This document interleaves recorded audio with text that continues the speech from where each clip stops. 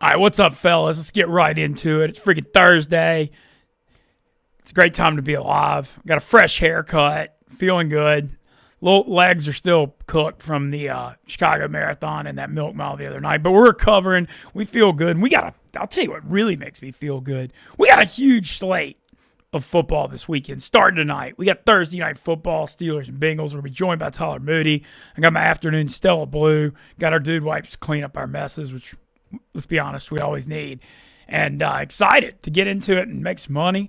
We're going to break it all down, Mr. Moody. I want to mention, man, Wild Stool After Dark, Tuesday night.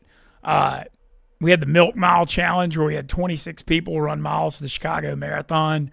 Uh, as always, Tate and Lucas and the After Dark crew crush it with the creative ideas. When I committed to the Milk Mile, I knew I was going to be beat up after the Chicago Marathon pretty damn bad, but, I wanted to do it. And I stretched and used the Theragun and all that stuff. And, man, at the beginning, I tried to, start running, and I literally, couldn't. It was like, I don't really know what that run looked like because it wasn't a run. It was like whatever right above a walk that's like below a trot is. But my hamstrings were literally just screaming. And shout out Wonton Don. I felt like it was like a NASCAR pit stop situation because every 6 or 7 laps around the gym, I had to chug a full glass of milk, and I had to end up chugging 60 ounces of milk. And but that part didn't even really bother me that much. But that was about the slowest mile of all time. But we got through it, and no more doing anything on my legs till next Monday for sure. My legs are cooked, but we're here and excited to be with Tyler Moody as always. Getting ready for a big football weekend. What's up, Mr. Moody? How are you? I'm doing pretty good. Did anybody throw up last night? Yeah, so Tuesday night, oh, Tate, dude. Tate. There's a Damn. picture on Twitter of Tate where he's throwing up, but it's like straight milk out his mouth, dude. The visual's just insane. Nikki Smokes threw up too.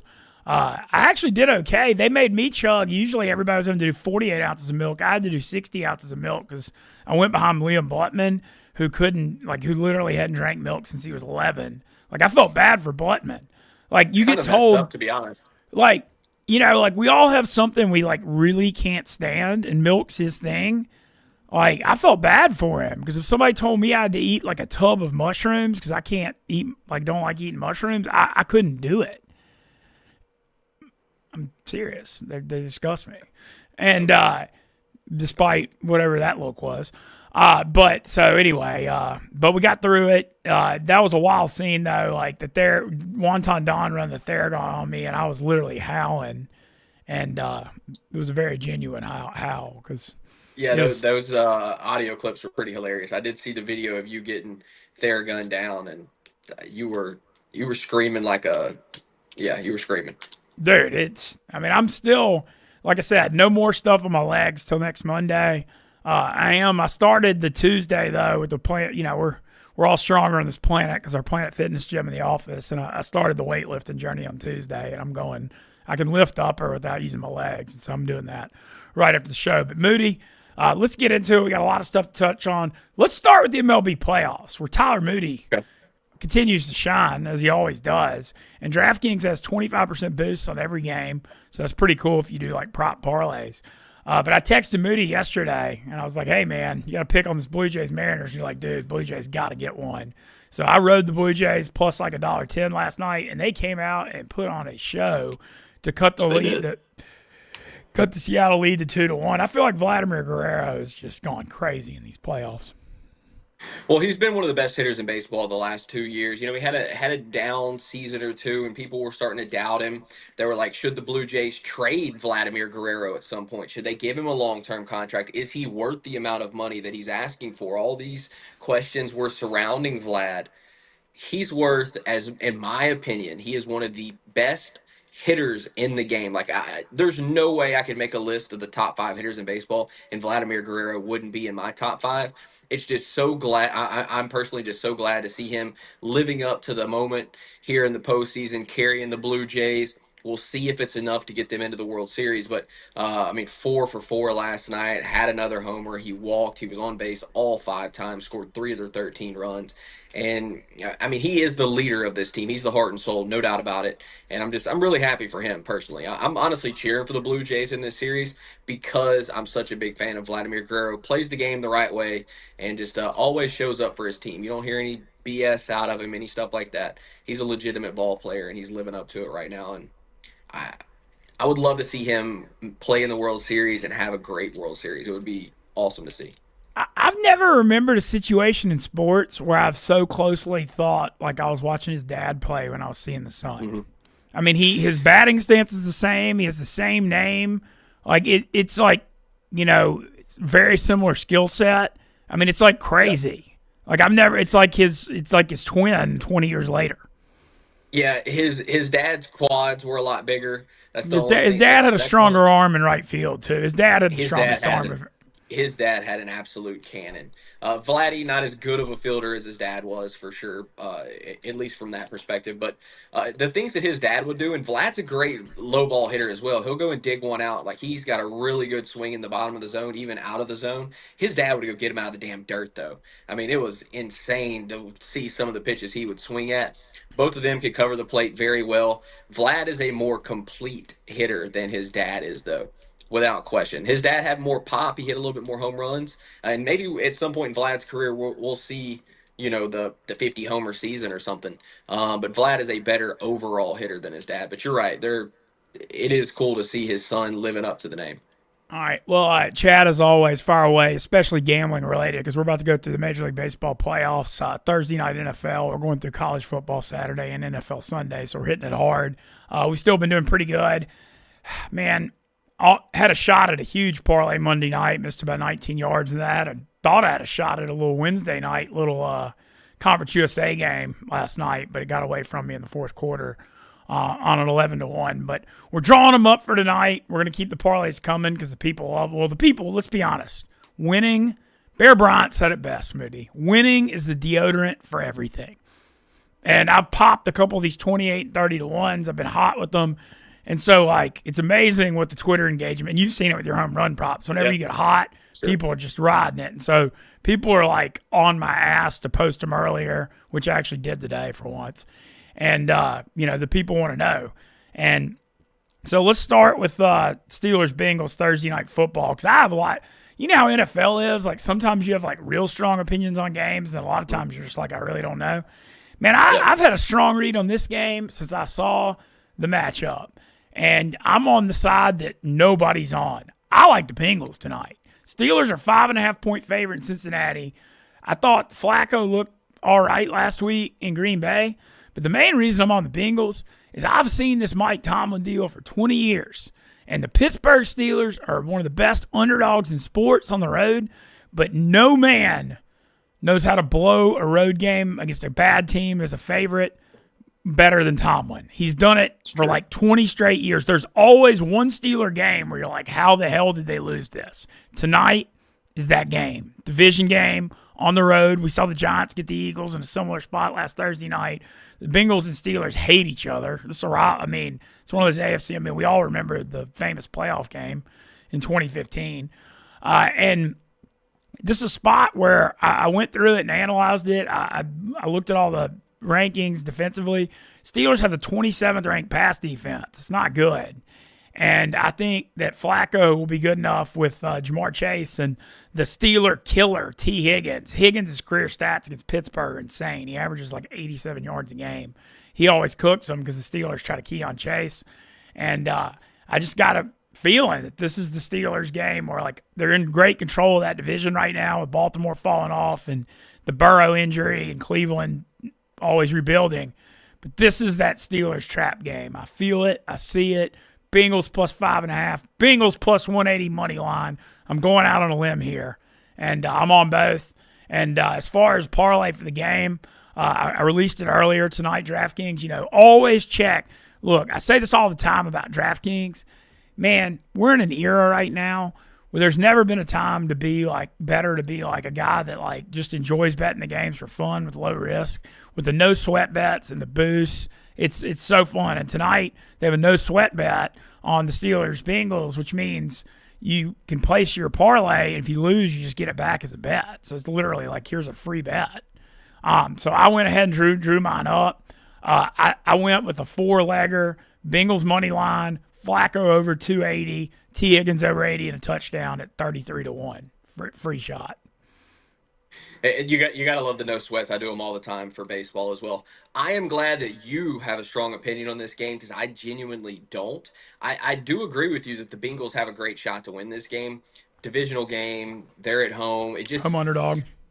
Yeah, home underdog. It feels like one of those spots in the NFL where things get weird. Everybody expects the Bengals to be as bad as they've been the first few weeks. I could easily see them getting a win here. Your opinion's much stronger than mine in this one. We had a question from Chadwick Moff about how do you think Chase Brown is going to play tonight? Man, okay, the Bengals, the run offense has been atrocious. Their O-line's not good. Pittsburgh has the number 15 rush defense, which isn't as good as you'd expect, but I don't think the Bengals running game's going to do anything that great. I think Flacco's going to cook against their 27th ranked pass D. This game's on turf, which I think helps Jason Higgins. And so I'm not that big on Brown. Like, maybe he does well catching the ball, but I don't think it's going to be because he runs for 80 yards or anything like that. I think Flacco's going to hit some shots down the field. Well, hopefully if the O-line can hold up, which is huge. If there's a big concern, it's the T.J. Watt and that pass rush against them. But I'm big on Higgins because he's always I went through his game log against the Steelers going back to 2020. He always crushes them, and his over under is like 50 tonight. And so I went over 80 at over 3-1 in that parlay. I debated going over 100, but that's like greedy. And he's 2-1 to score a touchdown, which isn't the best, but in that parlay, my thought was I wanted to get a big odds parlay, and so 33-1 is definitely that. And plus, it's a no sweat, not a boost. So, the boost usually gets it up higher. Who has been worse to this point in the season, T. Higgins or Chase Brown? Because they've both been awful. Probably Higgins, because Brown at least was good the first 2 weeks. I mean, Higgins hasn't been good, period. Brown. I have Chase Brown in a couple leagues, especially my guillotine. I need a big week from Chase Brown. I need his best week of the season so far because I'm in a weird spot this week in the guillotine league with injuries. So I'm with Chadwick Moff. I need a big game from Chase Brown. He was also asking Tez Johnson or Chase Brown in the flex. I'll put it to you like this: Chase Brown will have guaranteed touches. Tez Johnson has that complete bust possibility. I'm not saying Chase Brown can't have a bad game here either. I think the floor is higher for Chase Brown. I think the ceiling is higher for Tez Johnson. That would be my opinion. I would probably go with Chase Brown just because I'm getting guaranteed touches. It kind of depends on how much you need out of that guy. I think the floor is better for Chase Brown though. Yeah, I think it's a situation, and everything always is dependent. But if you're if you're a big underdog in your game this week, like you're not supposed to win, I'd go with Tez because there's a chance he could catch a bomb because he's playing on turf in Detroit, and they got a lot of cornerback injuries, and Tez should get a few looks with how beat up Tampa's receiving core is. But if you're favored to win or it's supposed to be close, I'd go Chase Brown because I do think you'll get 8 to 10 points there. Like Tez is going to score like 2 or like 18. It's. You just really don't know. And I do think the thing with Chase Brown, as bad as he's been, he catches the ball out of the backfield at least. So I think he can get, even though Samaje Perine getting a little run now on that third down back thing. Close friend of the program texted me today and is on Perine's over receiving yards tonight. Yeah, Samaje Perine's emergence definitely does worry me. And the fact that they haven't been able to run the ball. They haven't played from ahead in any game since, week 1? So we really haven't been able to see them establish the run or even try to establish the run. They were down so big in some of these games, you just had to completely void the running game. So I'm curious. I think there is a chance that Chase Brown has his best game of the season tonight. I personally need it. Maybe that's me just being optimistic, to be quite honest with you. We got this one. Chadwick asked this yesterday. This is off topic of the NFL. We'll come back to the other NFL questions in a second. What are you two going to be for Halloween? Do you have anything in mind for Halloween? Oh yeah, no. I've decided I've wanted to do this for years, and this year I'm going. I know it's like a classic, normal Halloween costume, but I'm going all out and I'm going to be the vampire on Halloween. Okay. I know that that's like kind of a basic one, but I'm going to like really go all out with it. We have stuff in the office that day that I don't want to spoil, but Barstool's got Halloween stuff, and then there's a Halloween party Barstool people are involved in too. So I'm going to go all out with like the vampire sucking blood from the earth. Like I've never done the vampire Halloween, and that's one. Like I do the nun a lot, but I think it's time. Like I want to be the vampire on Halloween, which is actually a song lyric from one of my favorite songs too. So that's what I'm gonna do. I'm gonna be the vampire Halloween. I And personally don't usually do. Oh, go ahead. Finish up. are you one of these people that's too good for Halloween, Moody? Because I hate those It's not. people. It's not that I'm too good for it. I just don't. I mean, I don't care about it. It just doesn't. It doesn't do anything for me. Look. I don't go out and drink anymore. I don't party anymore. I used to do it with the best of them. I don't. I'm just never in those situations anymore. I don't have kids that I'm taking out. Like you're not going to see me on Halloween night at any kind of Halloween thing. You know what I mean? So it's just like, what am I going to do? Dress up at home with myself? Like I'm not. I'm not. Like It's a great that's night just to where I'm chase at. women. Historically, it's a great night to It, chase women, though. it is, and Yeah, I mean, I've had some call it what it I've had is. some success on Halloween I in the mean, it's past, like girls. It's like but an excuse for them to dress up a little. I don't want to say slutty, it but you know what I mean. it is. But I've tried to quit doing some of those things. I used to be. I used. Anyways, We go. that's Oh, we're me going through the besides the celibate point. era. We're going through a celibate era, Moody, because Well, that was never. That was definitely I never a wouldn't thing in the quite past. I wouldn't quite say that, but I'm just trying to be better in certain ways. I don't see me going and running down a slut on Halloween this year. You know what I Okay. mean? All Just right. this where I'm at currently in my own life. All It is right. what it is. Well, then I Um, might have to chase some then. I hope you do. I hope you hit a home run for both of us. I will not be doing that on Halloween this year. Done it plenty of times in the past. I got a great Halloween story actually, but I can't tell it. It's that I bad. won't. It's just one. I reserve myself sometimes on here because I have other employers that like. There's just certain Fair things enough. that I Fair just, enough. you know Fair what I enough. mean. You know, no, That's no. just the type of Hey, thing. if anybody Yeah, understands not wanting to say anything offensive, it's me. So I got no problem with that. for Um, sure. I would hate for that to come up in a meeting with one of my other employers. But back to the football game. Jalen Warren odds on favorite for touchdown tonight, worth a shot with Hendrickson out. What do you think about Jalen Warren? Yeah, I mean, I don't hate it. The Steelers running back thing. I mean, they've kind of been, Gainwell played a lot when Warren was banged up. Caleb Johnson hadn't really emerged like I thought he would yet. So yeah, I could see it. I mean, the Bengals defense sucks. I kind of lean over in this game too. And I know you usually think slugfest AFC North, but this game's on turf. The Bengals defense is horrendous, and I think the Steelers defense is not as good as people think. Like not maybe what it usually is, especially the pass D, and the Bengals have the weapons to exploit that. So I don't hate it. Like I actually think touchdown props tonight aren't that bad because I think there's going to be some points. Yeah, I can see that. I like DK tonight as well. I just think the Bengals secondary has been getting torched all Oh, year. it's dude. Rodgers has been keying on DK Metcalf. I'd be surprised if I don't see DK get into the end zone. What team needs a win most on Sunday? So Sunday, needing to win most. Okay, I'm going through the games right now. I'm gonna come up with an answer. I'm scrolling through. I'll tell you who needs to win them. I got an answer. Okay. The Jets. Aaron Yeah, Glenn, sure. first year head coach, 0-6. If they don't beat Carolina at home, when are they going to win? I mean, this is the one they freaking have to win if they're going to win one. Carolina's not, they're 0-3 on the road. They're 3-0 at home. Bryce Young's like never won a game above the Mason-Dixon line. And I think that, even though it's his first year, I mean, 0-6, the Jets' defense has regressed. They've looked miserable.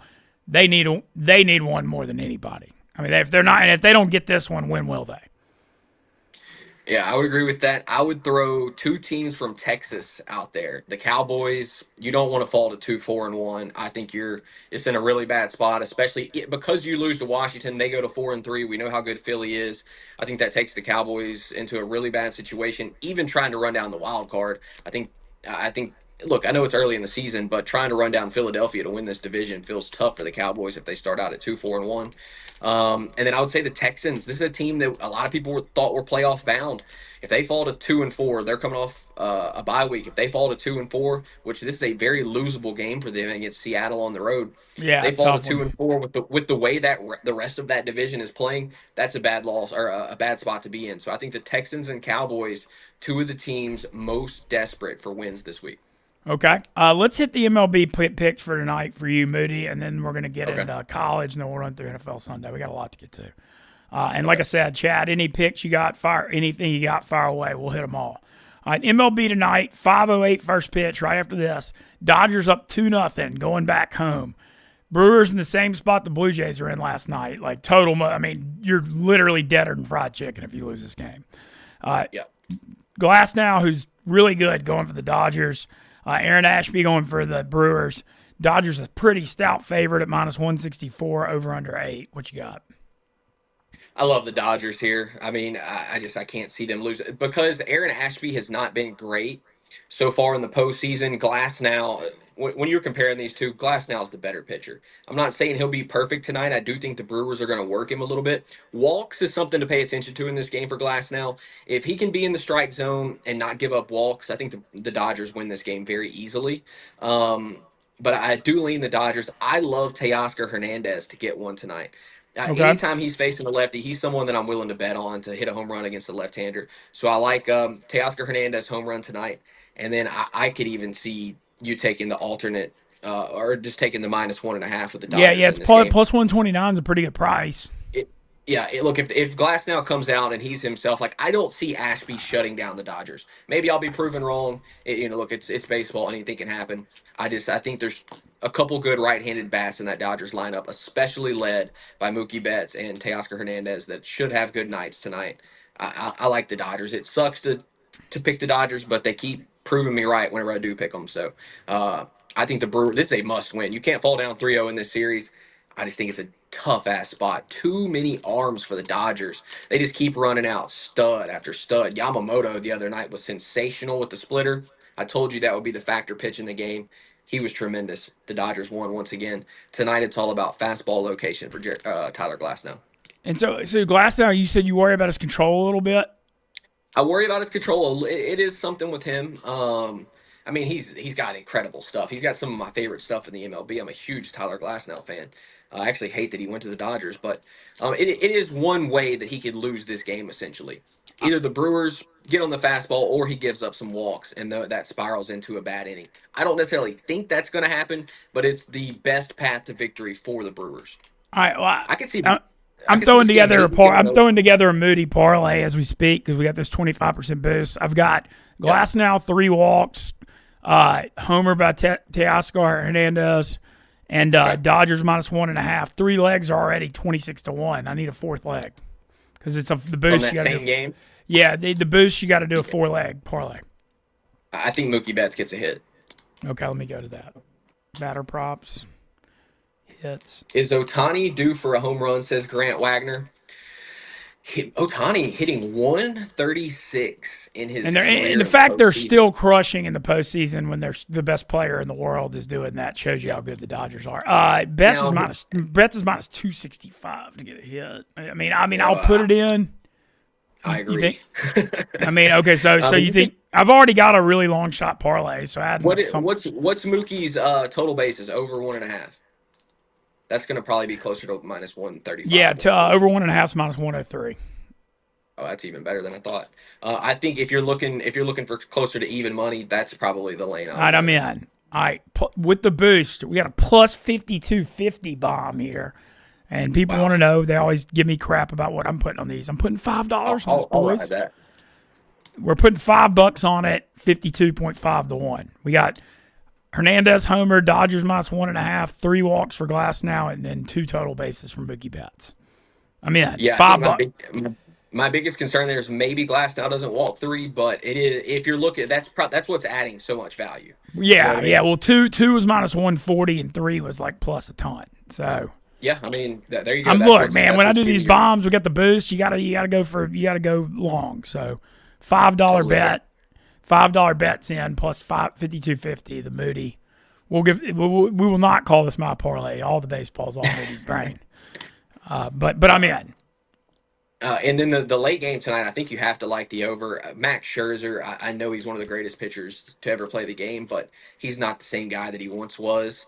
I Seven think and the a half's Mariners not too win this bad. game. 7.5's not too bad. The issue here is that the Mariners could win this game 6-1. You know what I mean? Castillo has been just lights out so far in the postseason. I like the Mariners to win this game more than anything. Do you like the Mariners minus a run and a half plus 167? I don't hate that either. I don't see Scherzer coming out and dominating in this game. I really don't. All right. Well, let's throw one together for this. I got Seattle minus 1.5 plus 167 over 7.5, and now we need two more legs. What is Scherzer's outs? Okay. Hang on, I can pull up DraftKings. I'm just gunning this off the top of my head right now. No, yeah, all good. Strikeouts thrown, outs recorded. Scherzer is 10.5. 10.5. So you think he's gonna go 3? Yeah, I would probably take the under. I'd probably take the under on that. Okay, we'll go under that. And we need one more leg.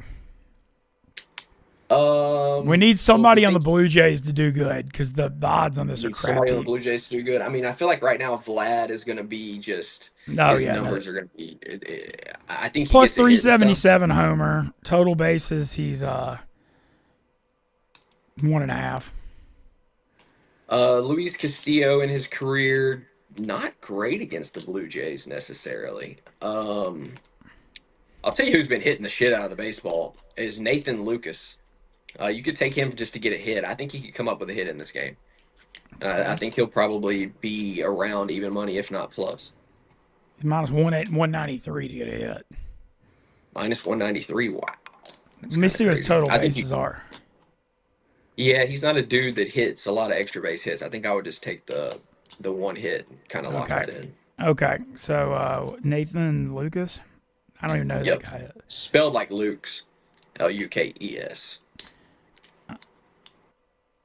This one's only plus 938 with the boost. I mean, I do like it, but all right, whatever. It's getting $5 too. Yeah, you're really chasing the big money on the other one, and I think this one's more likely to hit. Okay, all right. So we got plus 938. Blue Jays Mariners. 4 legs. Mariners minus a run and a half. One Nathan Luke's hit under 11. Oh, Scherzer's over under went to 11.5. By the way, so that's better than 10.5. Interesting for me. I don't think he goes 4, but I would still take the under. All right, $5 again plus 938. Okay. All right, we're in. All right, that's what we got. And then as far as pick, I'll tell those just a little bit. And so you said Dodgers in your actual picks are Dodgers minus a run and a half, and then over 7.5 in Blue Jays Mariners. I just think I like the Mariners to win the game. They're minus 126. It's not a bad price. Yeah, I think I'll probably just take the minus 126, and then I'll go Dodgers minus 1.5. All right, there you have it. All right, let's hit this college football Saturday because we got monster Saturday, dude. Great weekend ahead, Moody. I'm gonna finish off the marathon recovery by just watching football all weekend. Perfect weekend for it. Better. There's a big old Chicago Ole Miss alumni watch party at Theory Saturday for Ole Miss Georgia at 2:30. Definitely gonna be hitting that up. Also want to mention Sunday for people in the area. The Stretch Pod, our Chicago crew, Eddie, White Sox Dave, and Chief, throwing a Saints-Bears watch party at Timothy O'Toole's in Old Town, and T-Bob, A-Bear, Megan, and me coming from the Louisiana contingent for the Saints side of it. So come join us Sunday 12 to 3 at Timothy O'Toole's. All I'm going to do is watch football all weekend, literally. That's it. Yeah, I gotta run and do a game for VSN. Then I'll be back up in town Saturday, so I'll be. What game you got? I'm gonna go. I got to go to the Catholic, so I gotta take a little trip. As soon as I was gonna go earlier, obviously we had to do the show, so I'm gonna roll out in a little bit. All right, Friday night game. Yep. Cool. All right, we're gonna get a lot of college games to get to. Fire away, Chad. I'll give you my Ole Miss Georgia and LSU Vandy thoughts as well because there's so much to say. All right, this thing starts Friday night, Moody, And friend of the program, Taylor McGregor, on this game. Louisville, Miami. At Miami, Friday night. Miami a 13.5-point favorite, 50.5. Not one I have a strong read on, to be flat out honest. Miami should win. I don't know if they're going to come out and try to war machine them here. I don't think that Louisville can beat them on the road. Louisville's a pretty good football team. If this game was at Louisville, I think there'd be an upset shot. Can't see it in Miami. But I don't know that I want to lay 2 touchdowns either. And I feel like when I see this line, they're kind of baiting you to take Miami with it being 13.5. They're like, hey, it's a top 5 team. You can win by 2 touchdowns. So this is kind of one I don't really have a strong read on. Yeah, I got no opinion there. I haven't watched Louisville play the entire season. So yeah, they got a good Miller Moss, who was at USC last year as a quarterback, doing pretty well for Brom. Mm-hmm. They got a running back, Brown. It's like a big back. It's pretty good. We know what Miami is, though. They're tough at the line of scrimmage on both sides of the ball. They got playmakers at wide receiver. Defense has improved a ton, and Carson Beck's playing well. I mean, I think Miami wins and controls it. I don't know if they blow them out. We got a Friday night game I want to mention. I mean, it's not a good game, but North Carolina's headed way out west to play Cal. I'm bringing it up because I like Cal by 8.5 here. Cal's got a good freshman quarterback. Anytime these ACC games where you get these cross-country trips, I just take the home team and make money because the traveling's so bad. And the thing with Cal here, I don't mind laying 8.5 because I think they can score. And this North Carolina situation it's a total mess. I mean, anytime during this middle of his first season, they have to recommit to Belichick. You know how big of a mess it is. It's just not working out. So I think Cal's going to whip their ass, and it's going to be embarrassing. All right, Saturday. Big game's kicking off. The last time the Vanderbilt Commodores were favored over the LSU Tigers. What year was it, Tyler Moody? 1984. Close. 1948. Just reverse the numbers. That's not really that close, but I hear you. 77 years since Vandy's been favored over LSU in a football game. Vandy a 2.5-point favorite. Over under 49.5 in Nashville. 11 a.m. kick. Lot to get to with this one. Garrett Nussmeier's health for LSU being number one. I mean, look, we saw him last year. We saw him in the SEC Championship in the second half a couple of years ago. When he's healthy, that dude's got a howitzer of an arm and can sling it. He ain't healthy. I mean, I think he's got 3 injuries he's dealing with. He's had an abdomen thing. He's got a knee thing. I think his shoulder's messed up. I mean, he's not right. And that LSU offense, we haven't seen any signs yet that they're getting it together. And, their defense is really good, and they're still tough at home in Death Valley. But when you go on the road and your running game doesn't look very good and Nussmeier's not healthy, I feel like you can kind of get by at home with a good defense and a good atmosphere, but when you're on the road, you get exposed a little bit. So I'm not confident on the LSU side. On the Vandy side, 1 loss to Bama, but it was a close game most of the way. And then Bama busted a big run late to cover it and really break the hearts of a lot of Vandy bettors. Over under 49.5. I'm gonna be honest, Moody. I think 49.5 feels a little high here. Just watching the way LSU's played offense all year. And the thing about LSU, they play some freaking defense, man. Even though Ole Miss had a lot of yards on them, it was because the defense was on the field the whole game. They had to play 85 plays. And, they held South Carolina to 10, Florida to 10, Clemson to 10. They got a serious defense. And Diego Pavia is great for Vandy, but Vandy also likes to huddle and have long drives. They're not really a tempo team. So my pick for the game is under 49.5 here. I think somebody wins 23-20, and I don't really know who that's going to be. One thing I would add is I read yesterday from ESPN Baton Rouge that Nussmeier healthier than he's been. So take that with a grain of salt. It is what it is. I still like LSU in this game. I don't think they lose to Vandy personally, but it's a huge spot for Vanderbilt. No doubt about it. If they want to ever have a legitimately big season, need to beat LSU this year to do it. Well, yeah, and then on the LSU side of it, it's huge too, because even though LSU had that Ole Miss loss, they still got through at Clemson, Florida, home, at Ole Miss, home for South Carolina, 1 loss. They got a real playoff shot but they can only drop one more game. You got a stretch here at Vandy. You got A&M at home next week, and A&M's obviously been really good. I still feel like LSU should win that at home.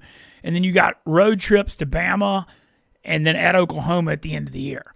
So LSU can't lose this game if they want to make the playoffs. Because, like, you got to think that Bama game on the road, like, probably don't expect to win that. So you got to win the rest of them. Like, so this is a must-win for LSU. So a lot on the line in Nashville. I was actually originally two friends of the program, our buddy Cassidy and Brian Brantley from Baton Rouge going. I was originally supposed to go to Nashville this weekend and go to this game with them and go to the Barstool bar, and then we have that Barstool Chicago party Sunday, so I decided not to because I would have had to move the travel. It would have been too much. But, yeah, that's my thoughts. I'll lean under. And I guess LSU if I had a gun to my head, but I don't feel confident about it. All right, here's an interesting matchup. We got an ACC game, Moody, with the wild line.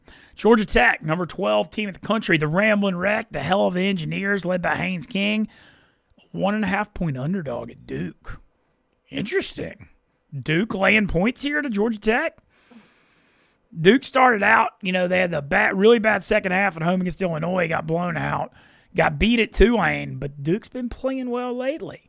Mintzy, the Tulane transfer, leads the ACC in passing. Duke blew out Cal and Syracuse on the road. And this is one of those things, man. I mean, I lean Georgia Tech, but I feel like, Vegas has Duke favored for a reason. This is a weird line. This game just kind of gives me the yuckies a little bit when I look at it. Yeah, it's a game that you won't see me watch it on Saturday personally. Yeah, I'll be watching LSU Vandy and flip into this on the side a little bit. Washington at Michigan. This is one I actually think that the narrative on Michigan's real negative right now after they got blown out at USC. They got blown out on the road twice, Oklahoma and USC. I don't think they're very good, personally. No, they're not. I don't think they are either. But I think in this game, everybody's going to be on Washington, and the fact that it's at Michigan, I'd lean Michigan. I'm not saying I'm going to bet on it, but I feel like Washington's going to be a real public underdog pick, and I'm not taking the bait here. That's my analysis on that one. We got a lot of games to get to, so we don't have to bet them all. We're trying to be selective this year. I'm going to skip Baylor TCU. I have no idea. All right, here's a game I got a real strong opinion on. Favorite game of the week, even. Okay. Favorite college game of the week. 11:45 kickoff. Columbia, South Carolina. Oklahoma Sooners laying 5.5. Low over under of 42.5 at South Carolina. Both offenses have looked abysmal. Oklahoma rushed John Mateer back from that thumb surgery. You could tell he was not ready, and I get that he wanted to play against Texas, but 3 picks, looked horrible, couldn't run the ball, ended up losing like 23-6 or something. But they look very vulnerable. South Carolina, the offense is a mess this year. They can't score. I still like Sellers as a player, but he's been banged up. It's been bad. I like South Carolina plus 5.5 and plus 180 money line to win. They always pull an upset at home every year, Moody. They always do. South Carolina, no matter if they win or lose, their fans pack the shit out of Williams-Brice Stadium. They're going to be hyped up. And Oklahoma is so vulnerable right now. The running game doesn't look good. Mateer's not healthy. I don't know how you could lay 5.5. The over-under's only 42.5. I think South Carolina pulls off like a 2017 upset here is what's coming. Is that your favorite game of the week? Because Chadwick Moff was asking for Saturday, what's the best surefire pick? So that's my favorite. South Carolina, 5.5-point home dog. Yeah, just Oklahoma's so vulnerable right now. And South Carolina, I've seen it for years with them. They struggle when they have expectations, but, man, they always pull home the upset. They did it to Tennessee when they beat Hendon Hooker's crew a couple of years ago. Last year, I remember they murdered Texas A&M when they were an underdog. they always pull one of these every year, literally, and this is it. So, South Carolina, there you go. Game of money. Our boy Country Music Till the End says South Carolina upsetting Oklahoma this week, so he's right there with you. Yeah, on it. That's one of my favorites. All right. 2:30 Saturday, Moody. Big one. Big one. Number 5, Ole Miss Rebels. The number 9, Georgia Bulldogs. Georgia, 7.5-point favorite. Over under 54.5. Not that confident on the Ole Miss side. I think there's a chance. I know Georgia's going to line up and run Tate Frazier, their power back, down Ole Miss's throat, and I don't know if Ole Miss can stop him. I don't know if the run defense is good enough. I do think Trinidad Chambliss' legs can keep him in the game. He's going to have to be running and throwing, making plays. I think 54.5 might be high here. That's a pretty high over and under. Last year it was 28-10 in Oxford. But Man, I mean, I think Ole Miss, I mean, I would lean them in the points, but, like, not strong. I mean, I do think last week's bad effort against Washington State's throwing people off the sniff of Ole Miss, and maybe it's been good in the building. And I think Ole Miss has been getting ready for this game for 3 weeks. They had a bye before Washington State. Charlie Weiss kind of dropped a hint in the press conference that they were preparing for Georgia the whole time. So, I mean, if you've got 3 weeks of preparation, you ought to be ready. 2:30 on the road. Win on the road's tough, though. I slightly lean Ole Miss in the points, but I'm not the most confident. It's kind of my stance. This is not the same Georgia team we've seen the last few No. seasons. Ole Miss feels a little vulnerable though, is the only problem. I know they're 6-0. They're riding high right now. They do feel a little vulnerable. I feel like if they're going to slip up, this is the spot. But Ole Miss plus 7.5 feels like the right bet in this game to me. Well, Gunnar Stockton, the Georgia quarterback's played pretty well this year. He's been better than I expected. Their defense isn't near, you think about those Georgia defenses where, half of the defense is starting for the Eagles right now. They're not the same this year on defense. I mean, it's significant. So I think the Rebs got a shot here. I think I lean under 50. 54.5 seems high. Lane Kiffin road games have actually gone under a lot during his SEC tenure. But I wish I could come on here and, just go chest out and say I know Ole Miss is going to beat Georgia and all that. But, I mean, I always am going to tell you my honest gambling opinion. And I think it's going to be a pretty close game, and I think Ole Miss has a shot, but I don't know if I can bet on them. You look at the Ole Miss situation. You got at Georgia, at Oklahoma the next 2 weeks. If you go 1-1, you're set. I mean, like, if you could split these. And I would definitely say that Oklahoma is the easier one to win right now with the stuff I just talked about in that game. Texas A&M by 7.5 in Fayetteville, 61.5 total. Petrino was A&M's OC, now coaching for Arkansas. A&M undefeated. Arkansas, I still think they're not that bad. I know they've lost a bunch. They've lost 4 games. But I like Taylor Green in that offense so much that I think I lean Arkansas on the points here. I think this game might get buck wild because Arkansas's defense sucks and can't stop anybody, but I think they could score. A&M's defense. We've seen A&M over the years slip up to Arkansas. That's one thing we've seen. So, like, if you're an Aggie fan, you should be concerned about this game. Oh yeah, I agree, and I know A&M's played really well lately. The defense. So I went to that 41-40 thriller where they scored on the 4th and 9 or whatever to beat Notre Dame. But since then, the defense has been really good. They held Auburn to 10. They held Mississippi State to 3. We've seen massive improvements on the defensive side. I love the receivers, Concepcion and Mario Craver. But I don't know. It's just on the road. I don't know. I'm a home dog guy, though. That's how I like to bet. I think I lean Arkansas if anybody. A&M's got – the thing about A&M, as good as it's been, Moody, they haven't played an SEC road game yet. They have at Arkansas, at LSU, at Missouri, and at Oklahoma. Not at Oklahoma. At Arkansas, at LSU, at Missouri, and at Texas. They have 4 tough road games left. Arkansas obviously being the easiest. I think they end up with 2 losses, maybe 3. I've seen this Aggie deal for years where they get hyped up and they just collapse and they fold like tents in November. Like there's 100%. The old saying, they remember in November, and everyone remembers A&M choking in November because it's happened. That is fair. But yeah, 61.5 is a high total, but man, I think the Arkansas could score. I have nothing to say about Ohio State, Wisconsin. It's going to be terrible. All right, scrolling down through the rest of them, we're going to get to the night games. We got a good night slate. God, I love a slate like this. LSU Vandy, good marquee 11 a.m. game. Ole Miss Georgia, 2:30. Texas Tech line at Arizona State. That's an interesting one. Looks like Sam Leavitt, Arizona State's quarterback, is going to go because that line went from 9.5 down to 7.5. Texas Tech's been a war machine. If they go into Arizona State and whip their ass, I mean, I don't really know what more you have to ask for. Florida, 9.5-point favorite at home over Mississippi State. Reports are that Billy Napier might be out, win or lose, after this week. There was a big booster meeting, and people said we're done giving money unless he's not the coach. And you know how this goes, Moody. When the money tree dries up, the money talks, and they want him out of there. Deuces. Yeah, but hey, we saw it last year. Every time Napier's like coaching for his job, Florida's played well. Yeah. I mean, we saw it when they beat LSU and Ole Miss last year. Next up, Texas, 12.5 at Kentucky, 6 p.m. game, 43.5 low total. Kind of lean Kentucky here. Texas on a hangover spot after the Oklahoma game. With the over-under being as low as 43.5, it's hard to lay 12.5. I mean, that's kind of like you're specifically saying Texas is going to win 27-10. It's like you're looking for an exact score almost with that kind of margin. But, man, Kentucky's horrible.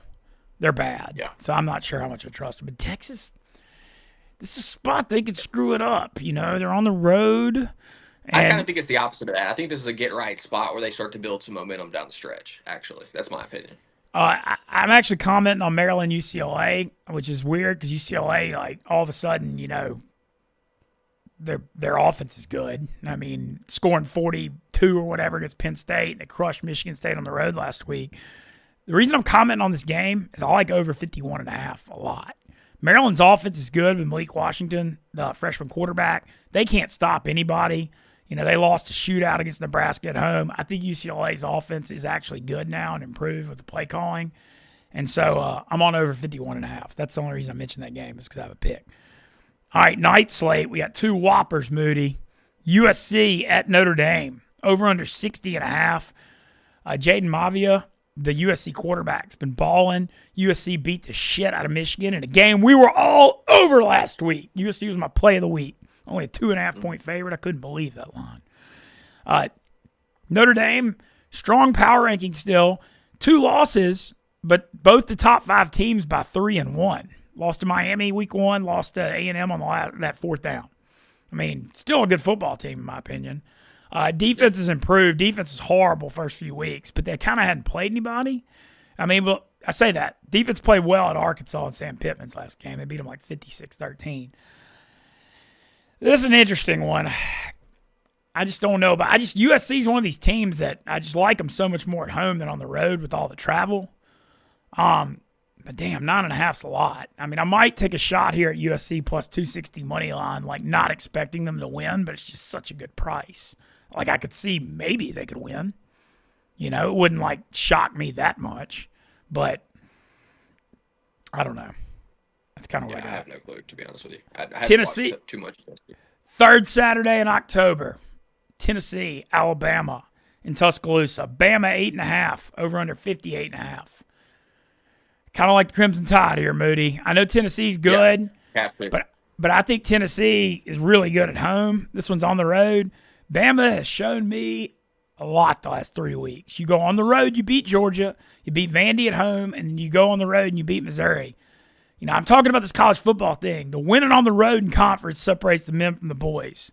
And getting those road wins at Georgia and Missouri, serious deal.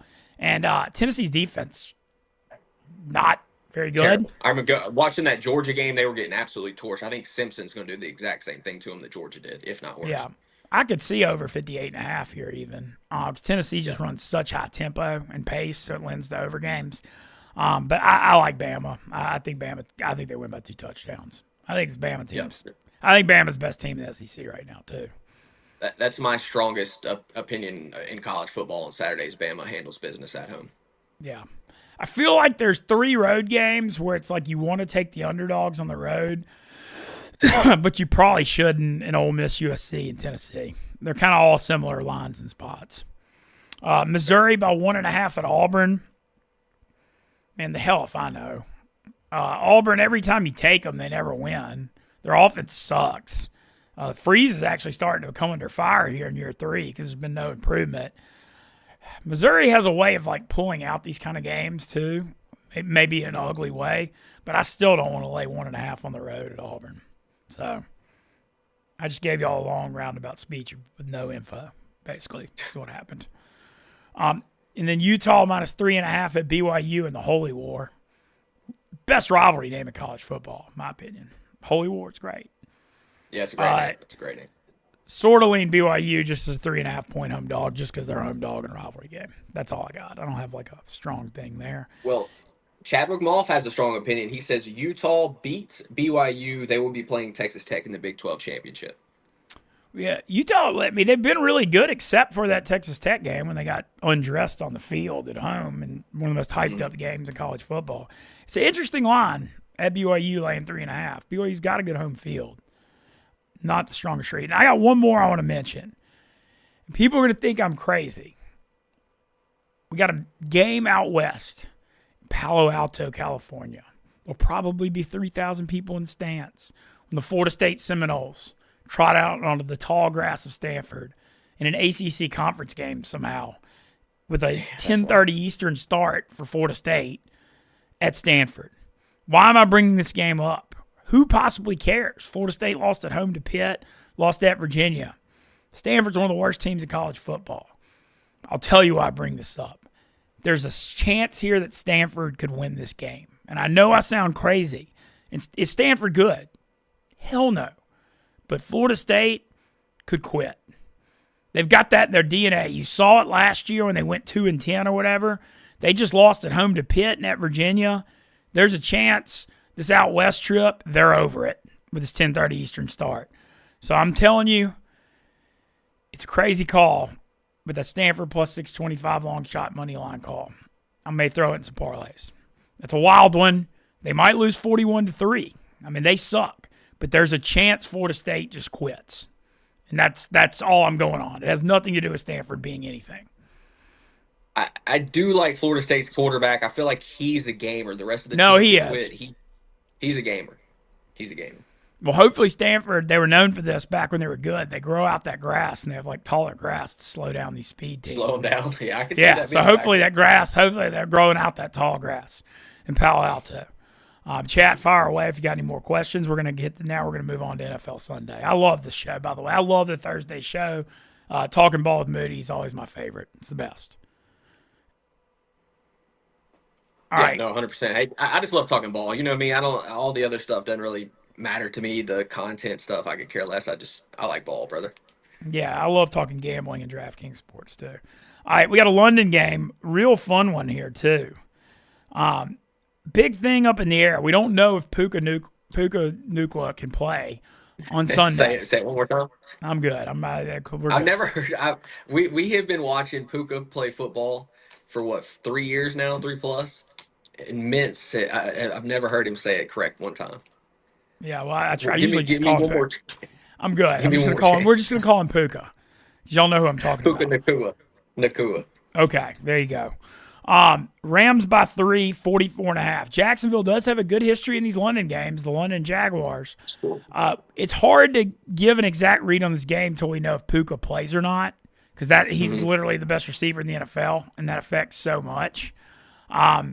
I would kind of lean Jags here +3 with Puka being banged up. I want to see. I mean, the line will move. If it comes out he's out, though, it'll go to like 1.5. But I sort of think I could see the Rams dropping this one over in London. Jacksonville's more familiar with it. I mean, me and you both love the Rams. I mean, we're big Rams guys. This is a battle of the two teams you love, Moody. This is the two teams that I essentially hyped up coming into the season. I was just getting ready to say that. This is a clash for me as far as my AFC team that I picked and my NFC team that I picked. I still think the Rams are a better team, but Puka potentially missing in this game is a huge factor. Something to pay attention to as far as receiving yards are concerned. If Puka is out, I lean to Jordan Whittington to be a guy that steps up in this game. I know a lot of people will be thinking about Tutu Atwell, and he could catch a deep one, 100% could. But I like Jordan Whittington. They've been getting him the ball even when Puka has been healthy. He's really emerged as the number 3 receiver in that offense. I think there's a really good chance that he slides right in as the number 2 and has a very solid outing against the Jaguars. I still lean the Rams in this game. I think their defense is the difference. Because Trevor Lawrence turns the damn ball over, even when he plays well, he turns the ball over. I think the Rams defense gives him a tough time. I like the Rams. All right. I'm looking out. I mean, could Devontae Adams, if Puka's out, have like 10 or 12 catches? Because they could just slot him in that Puka. I mean, I could see them just like really, him just getting tons of catches in this game. Because Jacksonville's pass defense, Jacksonville creates a lot of turnovers, but they allow a lot of yards. Mm-hmm. Well, that's what I'm saying. I like Whittington in this game. I think he's going to be a big factor, and I think Tyler Higbee, who has been Matthew Stafford's safety net for years whenever he's actually healthy, he loves to go to him. I think Higbee has a decent game, and I think Whittington has a good game as well. And obviously Devontae Adams is going to get his. I don't have a clue on the over-under because the London games are so hard to read. Sometimes, like, you see stuff like that Broncos-Jets 13-11 crap fest, but then sometimes they get wild. It's just like a weird dynamic with all the travel. New England Patriots by 7 in Tennessee, over under 42.5. Who's coaching for Tennessee now? I don't even know. I don't know. One of I don't know that it their assistants, they matters. I got a terrible. mean, Yeah. the interim thing usually does give you a little bump that first week. Hmm. This is a game that I'm not a teaser guy usually, but I just can't see Vrabel losing at Tennessee with everything that happened there at the Yeah. end. Like, I don't know if they cover, but they're going to win this game. He ain't going to let them lose this game. The Patriots have a lot of momentum coming in right now. I mean, this could be a letdown spot. It legitimately could. But you If mentioned it it, wasn't Vrabel. Vrabel against the Titans, I think it would Ex- be. But I'm I telling you, completely there's a agree. lot of stuff that went into when he got fired. And he was Yeah, fighting yeah. with ownership and the GM. I thought their personnel GM's what screwed them. And it was a bitter ending, and Yep. he ain't going to let them lose this game. Like, I just can't Yeah, see it. that's essentially what I was thinking as well. And if you're the Patriots, you're building this momentum. All of a sudden, people are looking at you as a playoff team. This is the kind of game a playoff team wins. A Super Bowl team goes into Tennessee and kicks the shit out of them. We'll see in this game. I think the Patriots are 3-0 already on the road this year. So this is a team that's playing well on the road. I'm really not concerned that they lose this game, but I could see Tennessee covering still. So this is a stay away for me. I would take the Patriots money line though for sure. I'm just putting New England -1 and a teaser in my brain, and if another game comes up, I'll put it on there. Yeah, and we've got a question here. Would you start Stafford or Drake May this week pertaining to these last two games? I would start if Puka's out. I'm starting Drake May Yeah, I think I'm right there specifically, with but you. I need to see if Puka's out because like if he's out, that changes a lot for the Rams. If Boy, hypothetically, if Puka plays, what would you do? probably Stafford. Okay, May runs a little bit though, and Stafford doesn't. I was exactly what I was about to get to. Drake May definitely has more upside as far as running the ball is. 1,522 passing yards, 10 touchdowns, 2 picks so far on the year. Stafford's thrown for over 600 more yards, 2 more touchdowns. Both have 2 picks, but Drake May runs the ball more. I mean, I just think I'm such I a lean Stafford Stafford. guy. I lean Stafford I'm just because such I a could. Stafford When I think He's about the my two boy. games, Rams Jaguars has a bigger chance to be in a high scoring game to me. Yes, yes, yeah. Because there's a chance the Patriots like get up on Tennessee and then they just like it's ugly and they just get out of there with a win. I think there's like Could we finally see Travion Henderson have a big week? Does he finally get the damn touches he probably deserves in that backfield? I think this is a chance for him to have his best game of the season. all right, Sunday here in Chicago, the New Orleans Saints up here. Once again, I mentioned it earlier, Barstool Chicago, Stretch Pod Watch Party, Timothy O'Toole's noon in Old Town. Going to be a lot of fun. Me, T, Bob, Megan, White Sox Dave, Chief, and Eddie, all going to be in the house for this. Bears only a 4.5-point favorite here. Short line, in my opinion. Over under 46.5. Moody, 80% chance of rain on Sunday in Soldier. We got some weather to monitor around the country. We'll get to that in some other games too. Man, it's a letdown spot for the Bears off that Monday night game. And, you know, as critical as I was on the Saints going into the year and they've won one game, dude, they haven't played bad. And the only game they played horrible in was at Seattle. They fought every other week. They're not good, but they like, if you're going to like tank and be bad, they're making it like entertaining. And Rattler's definitely been better than what I expected. Well, I expected nothing, and he's been something. Man, if it wasn't raining, I'd like over 46.5 here because the Saints defense isn't very good and the offense is a little better than you think, and the Bears don't have a good defense. The rain has me hesitating.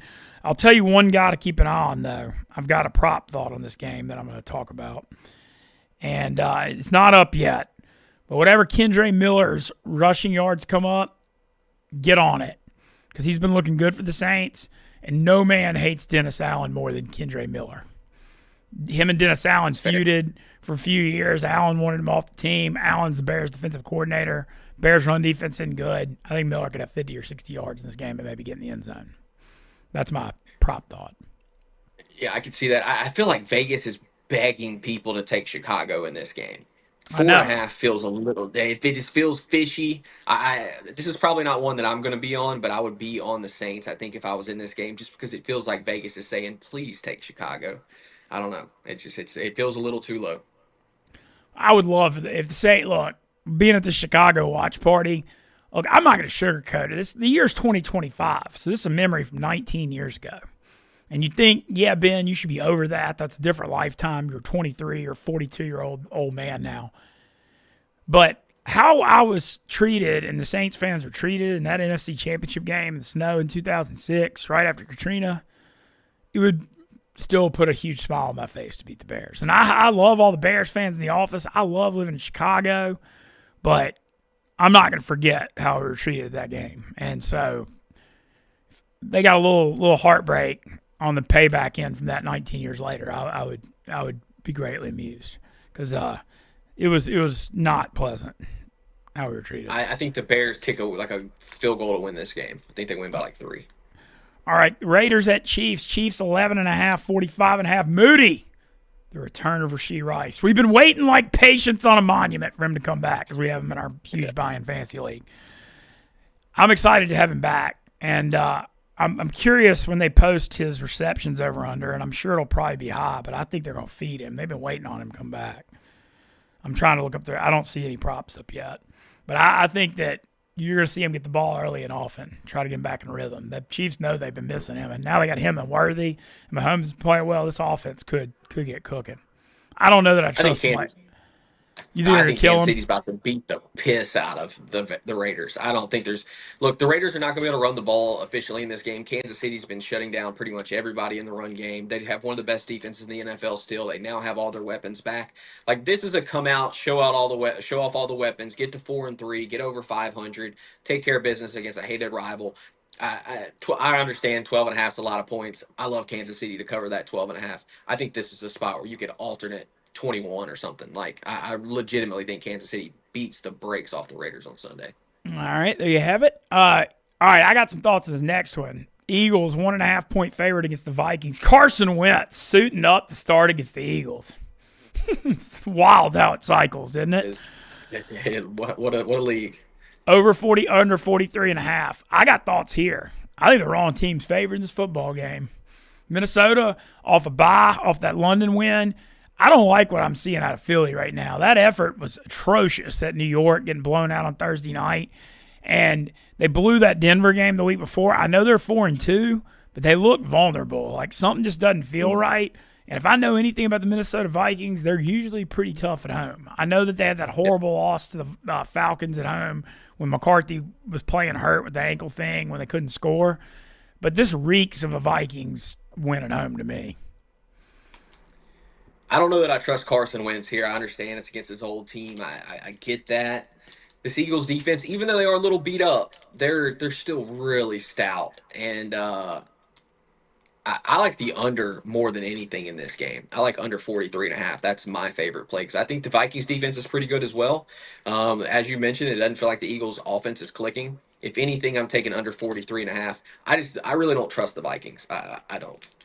Well, one thing about this game, Jalen Carter, the Eagles' superstar defensive tackle, he was inactive last week.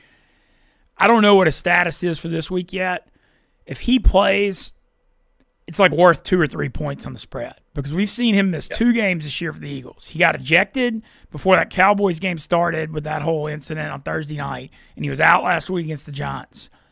And look what happened to that run defense both those games when he was out. I mean, literally their run defense cratered in both games, allowing like 8 a carry. So if he's out, that makes me like Minnesota more. So I don't know that we have info of him playing or not yet, but that is a serious point here.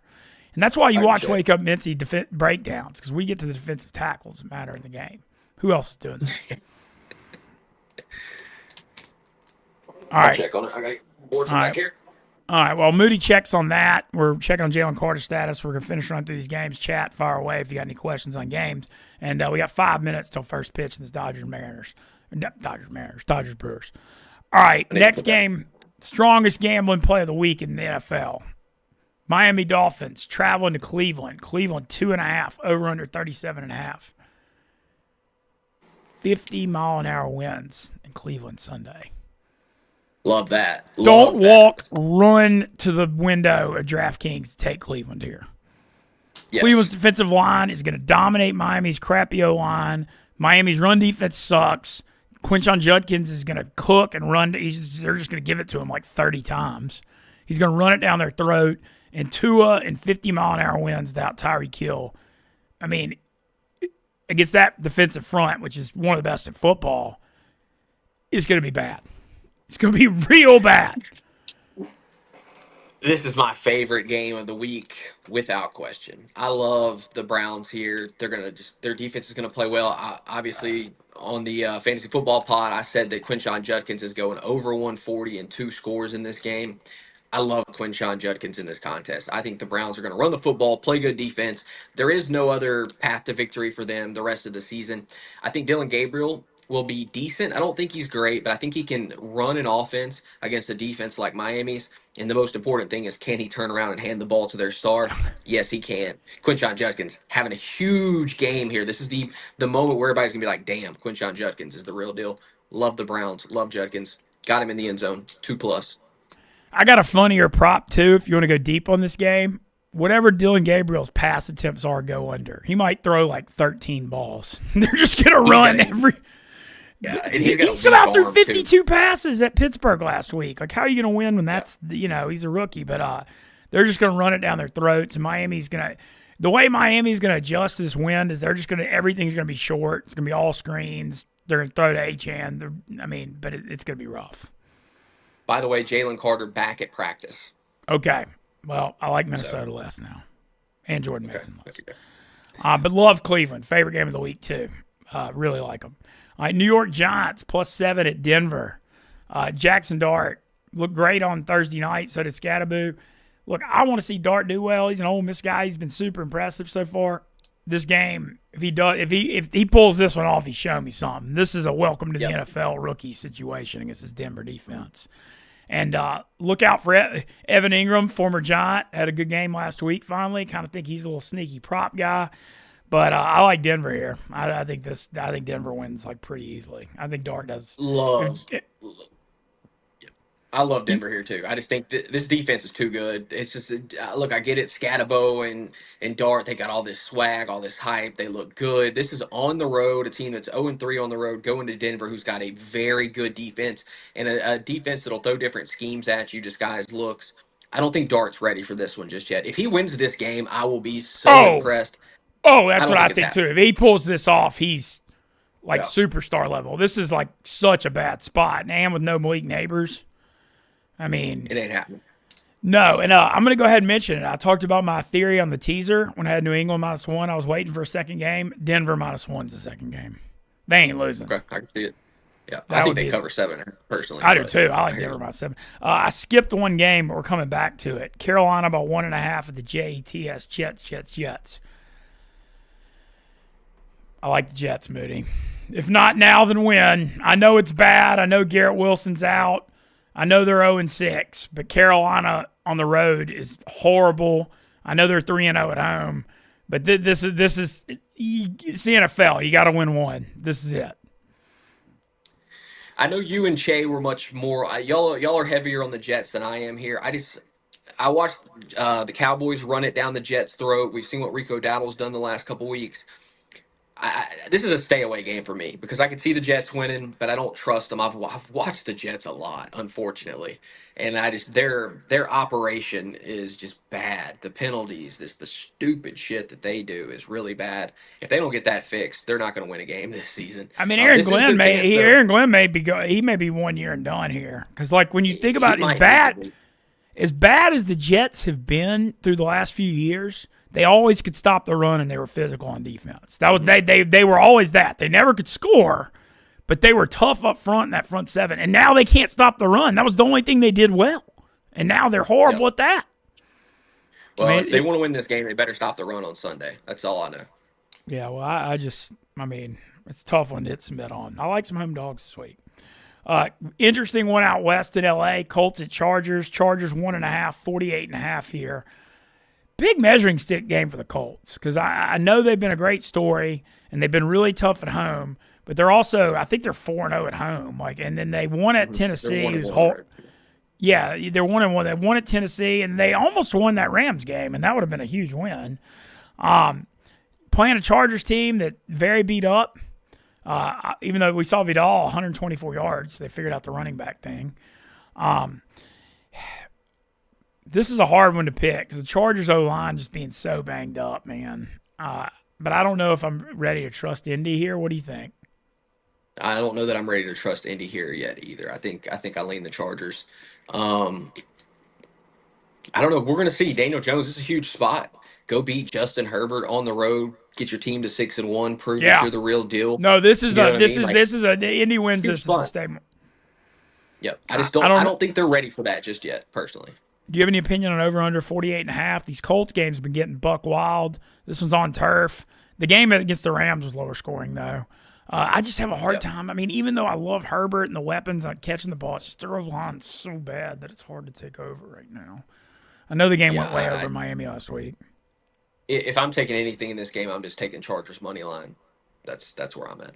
Lad McConkey, another good game. I could see it. I tell you, love Lad again. It's Lad time because of the issues with the offensive line. Just like I said last week before I gave Lad out as one of my favorite plays. The issues with the offensive line means they got to get the ball out quicker. Good for Keenan Allen. Great for Lad McConkey. Exactly what we saw last week. Them getting the ball to Lad quick. He's going to make plays again this week. He's going to have 7+ catches. Love Lad McConkey. All right. Do we have an update on Kyler Murray right now? Because Brissett threw for 300 last week and they covered at Indy. But this next game, Green Bay 6.5 over under 45.5 in Arizona. Do we know what's Kyler Murray Well, set? Battlefield 6 is out and pretty good, so Kyler Murray's probably out as well. Let me see. Uh, Kyler Murray latest injury update hints at Cardinal trending towards not playing. All right. Well, that I was gonna like Arizona if Kyler was going, but I don't. I know Brissett had a lot of yards last Brissett week. played fine last week. Oh, he threw Yeah. for 300 yards. And Marvin Harrison had a concussion last week. I think he's going to go, but you're also dealing with that. Yep. I don't Green know, Bay's man. defense is too good. It's just I actually think Jacoby Brissett might have a better chance against this Packers defense. And I'm Arizona or no. I'm Arizona or nothing. I just don't like Green Bay Yeah, laying points on the I road. love this Green Bay defense. I really do. I think I'll I don't say see this: them. watch out for Matthew Golden this week on that game in Mhm. Arizona indoors. He's been emerging, big play shot guy. I think they'll take some shots to him. He might be a prop guy this week. Agreed. 325. The Washington Commanders, 2.5-point road favorites, one of the highest over-unders of the year, 54.5 at Dallas. I got an opinion here too, Moody. Shootout. I love strong, like the Cowboys. Okay. Washington, McLaurin not practicing all week, Debo not practicing. That receiving core. I mean, I know Dallas's defense is horrible, but without McLaurin and Debo, and then Noah Brown's hurt. I mean, it's going to be like Luke McCaffrey and Chris Moore out there. I mean, that's getting dusty. My old gambling trend I always follow, too. Dallas lost at Carolina as a road favorite. Now they're a home dog. I actually hit earlier this year when Dallas lost as a road favorite at the Bears, and then they tied Green Bay. I was on that, riding it again. I can't take over 54.5, even though the Dallas plays shootouts. Washington, that's too many guys out. That's fair. I mean, I kind of like the Cowboys here as well. I do think I just think Dallas is going to be in a shootout every week. I don't care who's injured on the other team. It just feels like the Cowboys are going to be in these shootout style games. I guess I shouldn't say that. They held the Jets down for the most part until the end of that game. But I do like Dallas. I think Dallas gets right. I think it makes the division really fun. If Dallas is 3-3-1, the Commanders are 3-4. Maybe the Eagles do lose this week, and now all of a sudden you've got a race there in that division once again with Dallas. So it's a huge week for the Cowboys. They cannot lose this game. I think they're going to give their best effort of the season, and they're not. The offense has played so well. Like Pickens has looked good even without CD, and See what's CD's going on with coming back CD? this He's, week. he's back. He should be back. I'm They're on expecting him to be Dallas. back this week. So I think it's the week the Cowboys pick up a big win and potentially get some momentum, especially if the Eagles lose and they beat the Commanders. Huge spot for Dallas. They have to show up on Sunday.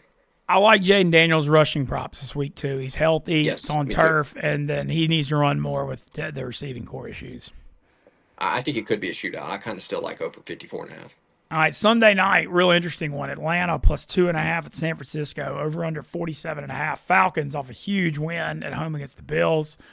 Niners lost 27-19 at Tampa.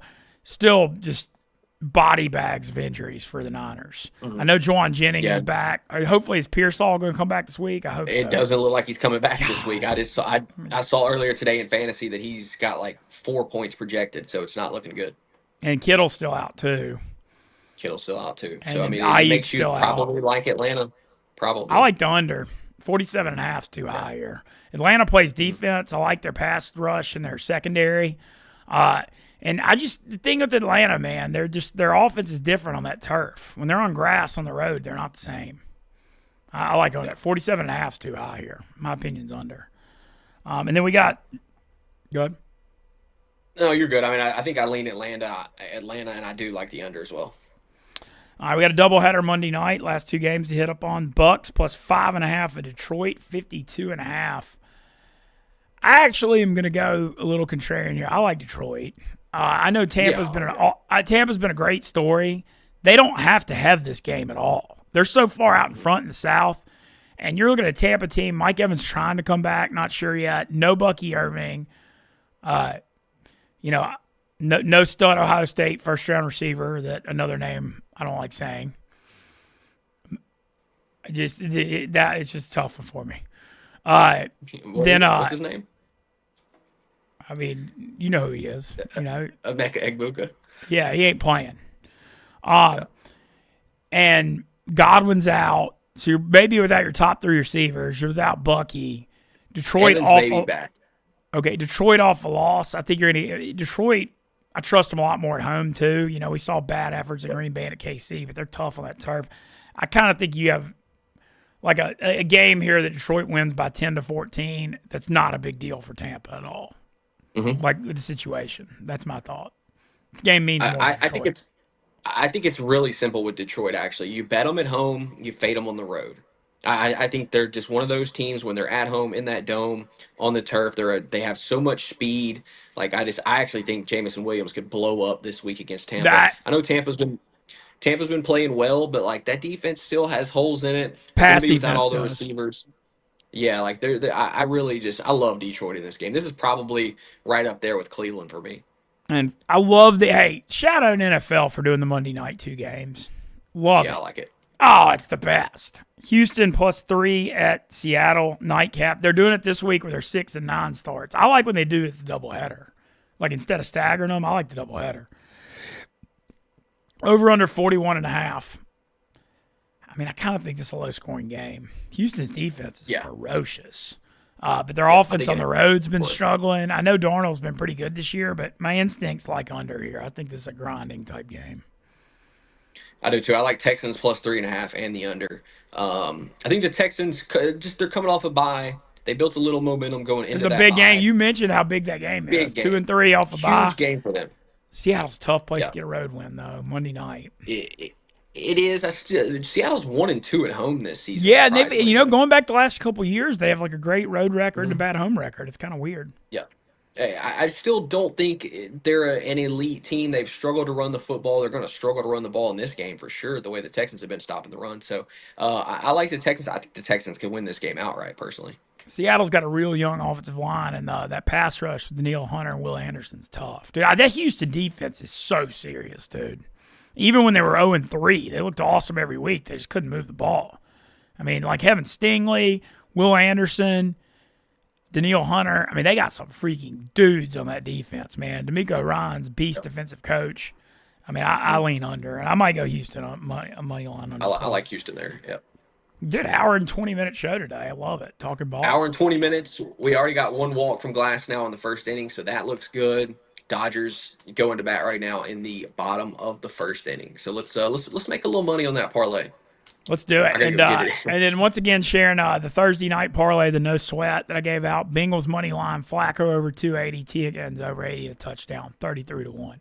And as always, follow Moody and me on Twitter. We got any more chat? We're here for you. Yeah, a couple things real quick. Chadwick Moss said, if you start Love, would you throw in Golden in the flex for this week? Yes. I think Golden could catch. Like I think Golden.